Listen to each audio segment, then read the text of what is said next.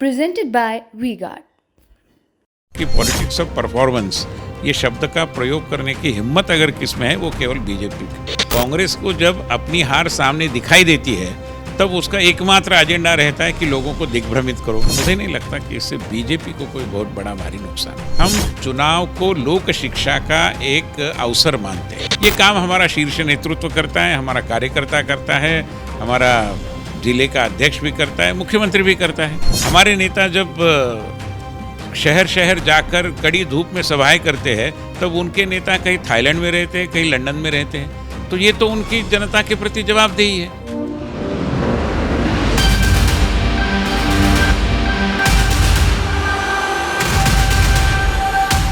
लोकसभा चुनावों की कवरेज के लिए टीवी9 का काफिला अजमेर में आ पहुंचा है और अजमेर में हमारी मुलाकात हो रही है बीजेपी के राष्ट्रीय उपाध्यक्ष और राजस्थान के चुनाव प्रभारी विनय सहस्त्रबुद्धे जी से। उनसे बातचीत करेंगे और राजस्थान में किस तरह का माहौल है, देश में चुनावों को लेकर किस तरह का माहौल है, बीजेपी जो 400 पार का नारा दे रही है पहले चरण के बाद, क्या कुछ तस्वीर दिख रही है, उन तमाम मुद्दों पर बातचीत होगी। सर, सबसे पहले बहुत बहुत स्वागत आपका टीवी9 पर। बहुत धन्यवाद। और राजस्थान में जो विगत 1-1.25 महीने से हम काम देख रहे हैं तो हमें पूरी उम्मीद है कि राजस्थान की जनता ने देश की जनता के जैसा ही मन बनाया है और इस बार भी राजस्थान में 25 से 25 सीटें भारतीय जनता पार्टी संपादन करेगी और 100% भाजपा की हैट्रिक यहाँ पर हम साधेंगे। बीजेपी सर लगातार हैट्रिक 2014 और 2019 की तरह लगाने की बात कह रही है, लेकिन पहले चरण का चुनाव मतदान प्रतिशत में थोड़ी कमी दिखाई दी है और जो चुनावी इतिहास रहा है, जो चुनावी ट्रेंड राजस्थान का रहा, उसमें जब जब मतदान प्रतिशत में कमी आई है बीजेपी को उसका नुकसान उठाना पड़ा है। तो क्या ये समझकर चला जाए कि ये जो पहले चरण का चुनाव हुआ, इस चुनाव ने बीजेपी को कोई सेटबैक दिया है? मुझे ऐसा लगता नहीं, क्योंकि पूरे देश भर का जो ट्रेंड है वो यही है कि जब लोगों को परिवर्तन करना होता है तो बड़ा भारी वोटिंग करते हैं और जो भी सत्ता में पार्टियां हैं उनको अपदस्थ करते हैं। मगर जब स्टेटस को यानी यथास्थिति रखने की मुद्रा रहती है तब हो सकता है कि लोग थोड़ा मान के चलते हैं कि कोई परिवर्तन तो करना ही नहीं है। तो उस दृष्टि से भी एक परिणाम हुआ होगा। स्थानीय कारण भी है, धूप है कड़ी, टेम्परेचर बहुत बढ़ रहा है, शादी ब्याह की व्यस्तताएं हैं, तो कारण अलग अलग हो सकते हैं। मगर हमारा आत्मविश्वास वोटिंग परसेंटेज के ऊपर निर्भर नहीं है, क्योंकि हमारे कार्यकर्ताओं ने अपनी भूमिका का निर्वहन किया है। हमारे कार्यकर्ता हर जगह सक्रिय रहते हुए बूथ पर वहाँ पर जाकर वोटरों को मार्गदर्शन भी कर रहे थे। शक्ति केंद्र के लोग वोटरों को उठाकर सुबह सुबह मतदान करें, पहले मतदान बाद में जलपान का सूत्र स्वीकार करें, इसका भी अपील कर रहे थे। और इसलिए भारतीय जनता पार्टी का जो समर्थक मतदाता है उसका 100% वोटिंग होने की पूरी संभावना हमें लग रही है और उसके कारण मुझे नहीं लगता कि इससे बीजेपी को कोई बहुत बड़ा भारी नुकसान होगा। सर, चूंकि हमारी चुनावी कवरेज यात्रा है पूरे राजस्थान में, हम घूम घूम कर लोगों से भी पूछ रहे हैं क्या उनके मन में है क्या, लेकिन अब फर्स्ट फेज के चुनाव के बाद लोग ये बात करने लगे हैं कि थोड़ी उदासीनता है, थोड़ा वो उत्साह नहीं है। तो सवाल ये उठ रहा है कि क्या मोदी मैजिक, मोदी फैक्टर राजस्थान में नहीं चल रहा है क्या? क्योंकि जो कोर मुद्दे बीजेपी के रहे शायद उनका असर उतना नहीं हो रहा है। लोग कह रहे हैं कि राम मंदिर से जो हवा बननी थी वो नहीं बन पाई, 370 चूंकि हट गई, राम मंदिर बन गया, अब आगे क्या? इसके अलावा जो और भी कोर मुद्दे रहे हैं उनसे वो माहौल बन नहीं पा रहा है।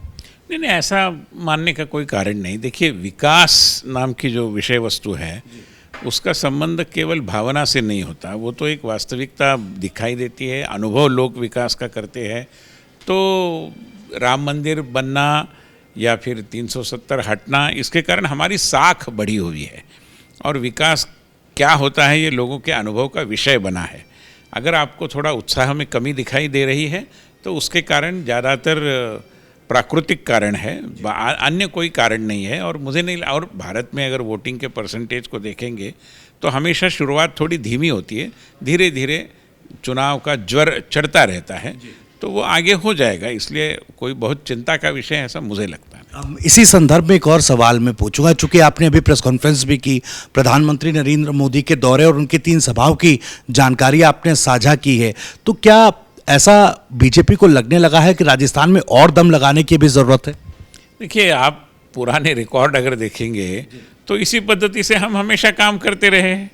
प्रधानमंत्री जी हो, गृह मंत्री जी हो, राष्ट्रीय अध्यक्ष जी हो, प्रदेश के मुख्यमंत्री जब हम सत्ता में हैं तब हो, ये सारे दौरे तो करते ही रहते हैं। एक आपको बुनियादी फ़र्क ध्यान में रखना पड़ेगा कि हम चुनाव को लोक शिक्षा का एक अवसर मानते हैं, और लोक शिक्षा के लिए हम मानते हैं कि हमने जनता के पास जाकर अपने काम का प्रोग्रेस रिपोर्ट कार्ड देना चाहिए और उसके आधार पर जनादेश की याचना करनी चाहिए।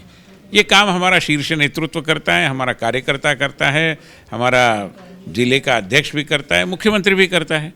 तो उसी क्रम में अगर माननीय प्रधानमंत्री, और वो कोई केवल राजस्थान का संदर्भ नहीं है, महाराष्ट्र में भी अभी 2-3 दौरे उनके हो गए, तो हमारे शीर्ष नेतृत्व की ही ये भूमिका है कि हमने जाकर अपने किए हुए काम का रिपोर्ट देना चाहिए, उसके आधार पर लोगों से वोटों की प्रार्थना करनी चाहिए। तो ये तो हमारी अकाउंटेबिलिटी की जो एक भूमिका है उसका परिचायक है।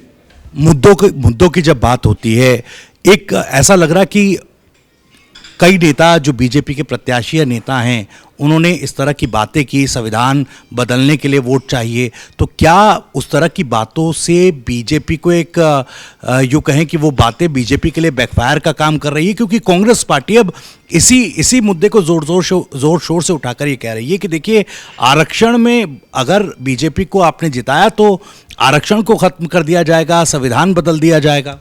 देखिए, कोई नई बात नहीं है। ये माननीय अटल जी की सरकार थी तब भी इसी तरीके की गलत धारणाएं फैलाने की कोशिश कांग्रेस ने की।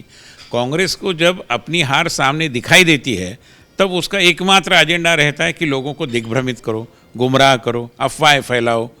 तो उसी क्रम में उसमें वो माहिर भी है बहुत ज़्यादा, तो उसी में वो करते रहते हैं। देखिए, कांग्रेस ने कभी भी अभी विगत कुछ सालों में चुनाव को गंभीरता से लिया ही नहीं। हमारे नेता जब शहर शहर जाकर कड़ी धूप में सभाएं करते हैं तब उनके नेता कहीं थाईलैंड में रहते हैं, कहीं लंदन में रहते हैं, तो ये तो उनकी जनता के प्रति जवाबदेही है। तो उनके किए हुए आरोपों को या उन्होंने जो भी बयानबाजी चलाई है उसको कोई गंभीरता से लेता नहीं। लोगों को पता है कि संविधान के सूत्र को अमल में लाने वाला एकमात्र दल है बीजेपी। धारा 370 हटाना ये कोई हमारा एजेंडा थोड़ा ही था, हमारा जरूर था, मगर संविधान निर्माताओं का था। बाबा साहब अम्बेडकर जी का आदेश था, हमने माना। अम्बेडकर जी ने कहा था कि समान नागरिक कानून लाओ, हमने उस दिशा में आश्वासन दिए। अभी ट्रिपल तलाक को भी हमने हटाया।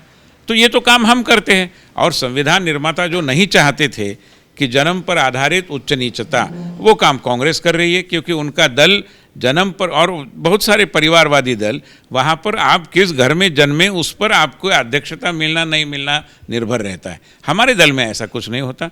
तो संविधान के बारे में अनाप शनाप संदेह लगाना बीजेपी को लेकर, मैं मानता हूं कि ये कांग्रेस का एक फेवरेट पास टाइम है। उन्होंने अभी उससे अपने आप को मुक्त करना चाहिए। चलिए, मैं थोड़ा सा चुनाव पर वापस आता हूं। कल जब पहले चरण का चुनाव हुआ, नागौर में बीजेपी कार्यकर्ता, आरएलपी कार्यकर्ता आमने सामने आ गए। एक तस्वीर आई, शुभकरण चौधरी, वो एक पुलिसकर्मी के साथ थोड़ा, जो बीजेपी के कैंडिडेट हैं, वो थोड़ा सा एक तीखी बहस नोकझोंक करते हुए दिखाई दिए। उनकी अथॉरिटी, पुलिसकर्मियों की सुरक्षा बल हैं, उनकी अथॉरिटी को लेकर सवाल करते हुए दिखाई दिए। तो ये इस तरह की चीज़ें क्यों सामने आ रही है? क्या किसी तरह के कोई छटपटाहट बीजेपी प्रत्याशी या नेताओं के बीच में है क्या?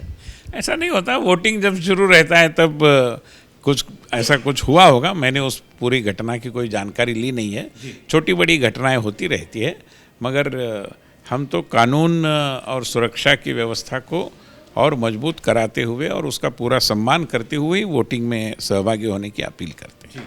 हालांकि कांग्रेस पार्टी अभी आंकड़ा तो नहीं बता रही है, लेकिन राजस्थान में तो कहने लगी है पहले चरण के चुनाव के बाद कि देखिए, हम बीजेपी से ज़्यादा सीटें जीतेंगे। बीजेपी हैट्रिक की बात कर रही है। अब हम ये मानकर चल रहे हैं कि अगर बीजेपी से ज़्यादा सीट की बात हो रही है तो कम से कम 13 सीटों की तो एक टारगेट कांग्रेस ने बना लिया। देखिए, कानून का उल्लंघन करने के कारण उनको चुनाव प्रचार करना भी मतलब कठिन होता जा रहा है। ऐसी स्थिति में कुछ काम ही नहीं है, तो काम नहीं होता तब लोग ख्याली पुलाव खाते हैं। तो ख्याली पुलाव खाने से उनको कौन रोक सकता है? ज़रूर वो खाएं। मेरे कुछ एक सवाल बस अजमेर को लेकर भी हैं। अजमेर में वाटर हिंज का एक मुद्दा है, वो इसके अलावा पीने के पानी का मुद्दा, बीसलपुर डैम बना बावजूद इसके लोगों का कहना है कि जयपुर में तो पानी जाता है लेकिन यहाँ पर 3-3 दिन हो जाते हैं, 3-3 दिन बाद पानी आता है।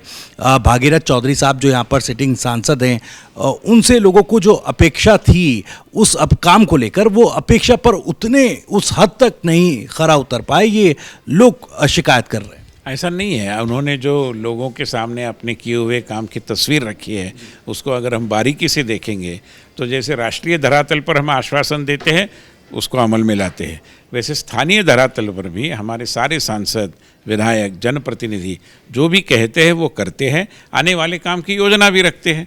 और इसलिए जैसे मैंने कहा कि पॉलिटिक्स ऑफ परफॉर्मेंस, ये शब्द का प्रयोग करने की हिम्मत अगर किस में है वो केवल बीजेपी का। इसलिए बाकी दल इसका परफॉर्मेंस का पी का उल्लेख भी नहीं कर सकते, ऐसी उनकी दयनीय स्थिति है। मैं मानता हूं कि जो भी अजमेर वासियों की अपेक्षाएं हैं उनके ऊपर अगर कुछ काम छोटे बड़े बच्चे भी है, स्वाभाविक भी है, तो हमारे प्रत्याशी निश्चित रूप में उसको पूरा करेंगे। बाड़मेर को लेकर एक आखिरी सवाल मैं आपको पूछना चाहूँगा। बाड़मेर में जिस तरीके से रविंद्र भाटी जो हैं वो चुनावी टक्कर दे रहे हैं, और चूंकि बड़ी कोशिश भी हुई, मुख्यमंत्री भजनलाल से मुलाकात भी हुई थी, कुछ मांगे उन्होंने अपनी सामने रखी थी कि भाई मेरी ये 3 मांगों पर एक रिटन सहमति आप दे दीजिए, तो उसके बाद बीजेपी के साथ या गठबंधन में जिस भी तरीके से उस तरह से साथ आने की बात होगी, तो आखिर कहाँ बात नहीं बन पाई, और एक क्या बड़े चैलेंज के तौर पर आप देख रहे हैं बाड़मेर में? देखिए जैसा पूरे प्रदेश का आकलन करना हमारा काम है। छोटी मतलब एक आध दो कैंडिडेट के बारे में चर्चा करने की कोई आवश्यकता नहीं, उन्होंने कुछ किया भी होगा, मैं नहीं जानता उनको, मगर मैं मानता हूं कि हमारी लड़ाई तो कांग्रेस के साथ है। तीसरे कौन से भी उम्मीदवार कहीं भी हो, मैं मानता हूं कि वो कोई बहुत बड़ा मायना नहीं रखते। और कई बार कई लोगों के बारे में मैं समाचार पत्रों में सुन रहा हूँ, कांग्रेस के लोग भी बोल रहे हैं कि उनके प्रति वोट दो वगैरह आदेश तो पाकिस्तान से आ रहे हैं। तो मैं मानता हूँ कि ऐसे उम्मीदवारों के बारे में बहुत ज़्यादा चर्चा भी नहीं करनी चाहिए। लोग तो हमारे देशवासियों का सुनेंगे ना, पड़ोसी वालों का थोड़ा ही सुनेंगे। एक आखिरी बार फर्स्ट फेज़ के बाद भी क्या इंटैक्ट है वो पोजीशनिंग मिशन हैट्रिक की? इंटैक्ट कहूँ या थोड़ा डगमगाया है मामला? नहीं, कोई डगमगाने का कारण ही नहीं है, बिल्कुल इंटैक्ट है। जिन सीटों को हमारे मीडिया के मित्र मानते थे कि ये सीटें थोड़ी कठिन हो रही है, वहाँ से भी जो आकलन हमारा बना है, अभी जो भी वोटिंग के आंकड़े आए हैं उसमें हमारा वोटिंग कितना है इसका जो आकलन बना है, हमारा आत्मविश्वास बढ़ा है और पूरे आत्मविश्वास के साथ हम दूसरे चरण में प्रविष्ट हो रहे हैं। चलिए, तो विनय सहस्त्रबुद्धे साहब मेरे साथ थे, बहुत बहुत शुक्रिया सर तमाम जानकारियों के लिए, बातचीत के लिए, अपना कीमती वक्त देने के लिए। तो विनय सहस्त्रबुद्धे साहब जो बीजेपी के चुनाव प्रभारी राजस्थान में हैं, और उन्होंने बताया कि फर्स्ट फेज़ के बाद आत्मविश्वास बढ़ा है और उसी बढ़े हुए आत्मविश्वास के साथ दूसरे चरण के चुनाव में बीजेपी एंटर कर रही है। खैर, आगे भी चलेंगे, लोगों की राय जानेंगे, पब्लिक ओपिनियन लेंगे और लोगों से ही ये जानने की कोशिश करेंगे कि आखिर राजस्थान में कौन जीत रहा है, और सीधे आप तक पहुंचाने की कोशिश करेंगे। फिलहाल कैमरा पर्सन साथी राहुल देव के साथ मैं भविष्य त्यागी, TV9।